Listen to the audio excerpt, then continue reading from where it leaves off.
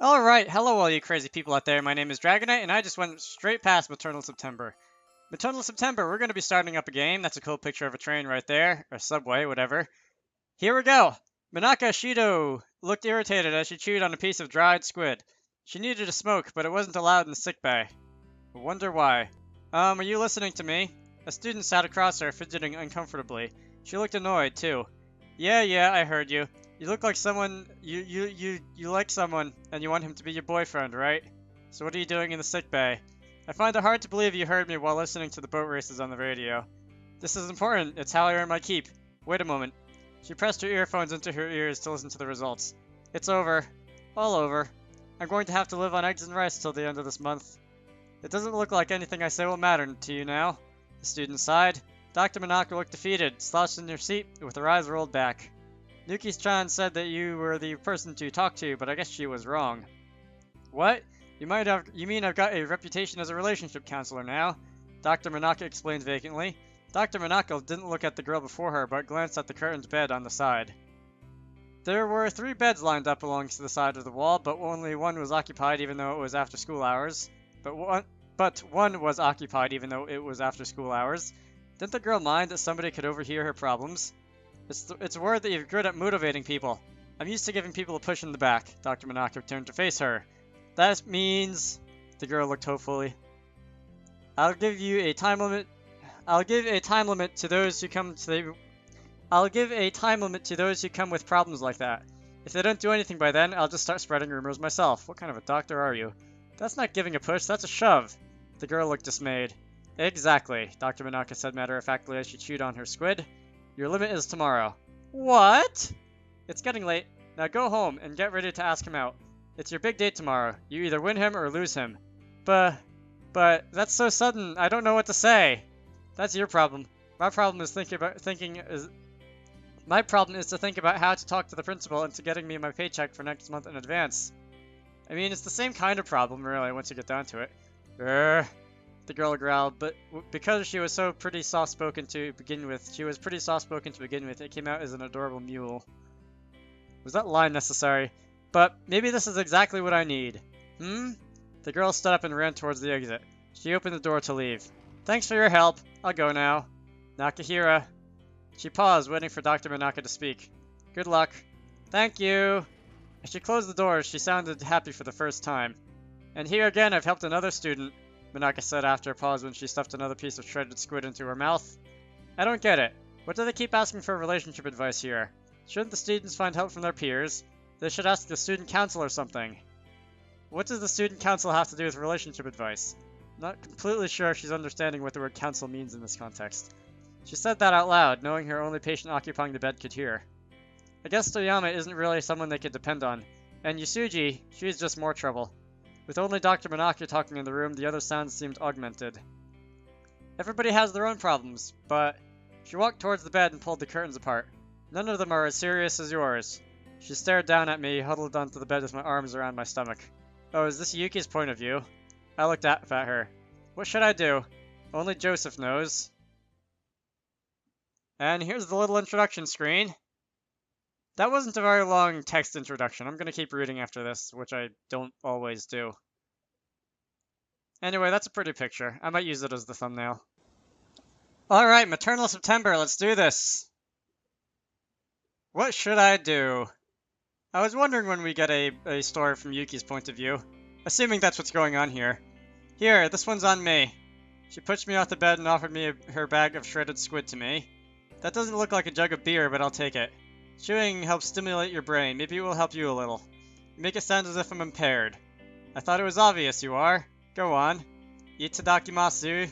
Thanks for the food. Annoyed, I chewed on the piece of squid with a vengeance. She was right, though. Chewing on the piece of squid was strangely calming. But it was a weird sight, the two of us facing each other eating squid in silence. By the way, who's Joseph? You need me to tell you? I kind of have a notion of who you're talking about, but I need to hear it just to be sure. Joseph. According to the Bible, he's the Virgin Mary's... Ah! I thought for a moment that's where she was going, back when she said that in the beginning. But then I thought, nah, that's ridiculous, because this is a Japanese, religion system, not a Christianity one. According to the Bible, he's the Virgin Mary's husband and a holy man. I know about that. Didn't manage to bed his wife because she got pregnant with the Lord's child on their wedding night. He didn't get the action, but he had to raise a child. Sounds similar in the situation you are. Wow. Alright, so I'm pretty sure we're talking from Yuki's perspective now. Wrong. I know, I'm at that age where I'm anticipating all sorts of experience, my raging hormones and all. Wait, there was more before that. Don't send the text on. I jumped onto the bed with my head in my hands and rolled back and forth as I cried. Alright. But there! I didn't even touch the girls and now they know they're with... Now they say they're with my child.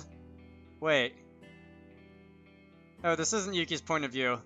I was figuring she'd be the one in the nurse's office after being pregnant, but... whatever. I feel so deprived of my benefits.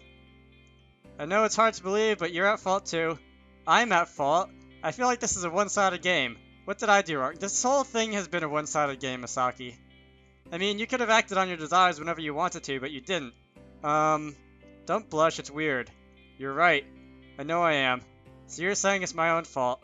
Although I do think you have yourself in a situation that deserves some sympathy, that's a first. Dr. Manaka looked as if she really couldn't be bothered with me. Have you ever had to deal with a similar situation before? Just say it. Pregnancy. I felt my face turn hot. No need to be vague. Doctors need hard facts to do things right. Give me proper terms. The proper terms didn't stop you from malpractice, though. The human body is filled with complex wonders. Nothing surprising it didn't work out, if things didn't work out. Well, it's easy for a god to meddle with those complex wonders. Is it easy for a god to meddle with those complex wonders? Rephrase. Like Shiro and Yuki, has there been any other case where pregnancy has occurred as a result of the ritual in the Rokushiki Island? There, I said it. And now I found it easier for me to calm down too once I just started to speak from an objective perspective. And funnily enough, I found it harder to speak because that was a very long paragraph and I can't read to begin with. Let's think about the ritual objectively, Dr. Manaka said as she held a piece of squid between her lips like a cigarette. The girls that undergo the ritual receive the power from their god. The power heightens them physically and gives them sharper senses of awareness and also allows them to use their little godly authority to some extent. So she thought as she spoke to her, so her speech came in sudden spurts and pauses. So I guess I did a good job reading that last one. Is that an example explaining how a source of energy turns into something different? I'm saying, how the power is molded is the result of a need for or idea. That may be the essence of what a god is in the first place. So that means the results vary depending on what you wish for. Ah, now you've said something important. A wish. I picked up on it immediately. Yes, the will of the person using the power would influence the outcome. But that would mean the Rokushiki god grants wishes left and right. But that's not what he's there for. He's a god with a purpose, to perform the rituals. And people on the island have their traditions. They believe their power is solely for the fighting festival. You could say they have been brainwashed by tradition over a long period of time. I think I understand. So tell me what you think. I'll give you my opinion on that. Neither Yuki, Shiro, nor I are from Rokushiki Island. The other half was cooperative with us. The situation was bad, so his powers were given freely, and we gained power to fight. But your plan for offense team did center on the fact that you were outsiders out of the influence of the Rokushiki god. Yes, but not only did he cooperate in giving us the power to fight, but he also granted our inner desires. And so Yuki and Shiro got their baby. Groan. My guess is that the Rokushiki god didn't do it intentionally. You're probably right. Sometimes it's easier to simply give in to what is needed to get the answers right. The right answers, Dr. Manaka nodded. Our god certainly did things quite interesting. I wish he had put some more thought, though. There are some wishes that don't need to be granted by a god. You know, Konno, pregnancies occur at the least expected of times. You sound as if you're speaking from experience. You want to hear about it? I didn't think I wanted to learn about some private darkness. So, what do you think I have to do? Joseph managed to bring Jesus up just fine. But I've got two, with two different mothers, too. Well, congratulations, you've surpassed the Bible. That's quite a quote. Broke the record. And you also broke its rules from an adulterous standpoint, too. It wasn't intentional. There are some records that aren't meant to be broken, I sighed. Putting thought into all this didn't help me make any progress. I was tired of thinking. I stretched out my hands towards the bag of dried squid on the table. That's enough. Ow! My hand was swatted away. But you said this one was on you. Just that piece. No more. This is going to be my rations for the next 3 days. What about your eggs and rice? You think I can afford that now? Dr. Manaka said indignantly. This is the worst type of adult. Not true. I'm teaching you a valuable lesson now that people have freedom to choose how they live. If you really can't manage, I can smuggle you my breakfast if you want. Konno, you good man, I can bear your children now. I sighed, and I said, no thanks, I have enough of those. Take me out? How long have I been doing this? 12 minutes, almost 13 minutes. I'm going to end this off here. That was quite an introduction. My name is Dragonite. I hope you all enjoyed that, and I will see you all later.